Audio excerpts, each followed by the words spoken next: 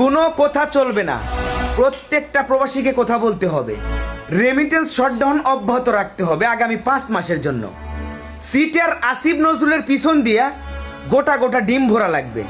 সমন্বয়কের চেয়ারে বসার আগে বলেছিল এয়ারপোর্টে প্রবাসীদেরকে ভিআইপি মর্যাদা দিবে। এখন প্রত্যেকটা মুহূর্ত প্রবাসীরা নির্যাতনের শিকার হয়, তাদের লাগেজ কেটে মালসামানা চুরি করে চোরের দলেরা। আর আসিফ নজরুল কয় প্রবাসীরা ফাইজলামু করতেছে, ফাইজলামুরও একটা লিমিট আছে। তোমার পিছন দিয়ে ডিম দেওয়া হবে। তুমি কি একটা আইন করেছো, প্রবাসীরা দেশে যায় 2 মাসের বেশি থাকলে তাদের ফোন রেজিস্ট্রেশন করা লাগবে। 1 লাখ টাকা দিয়ে একটা ফোন কিনলে সেই ফোন 60,000 টাকা দিয়ে রেজিস্ট্রেশন করতে হবে। ফাইজলামু শুরু করছো।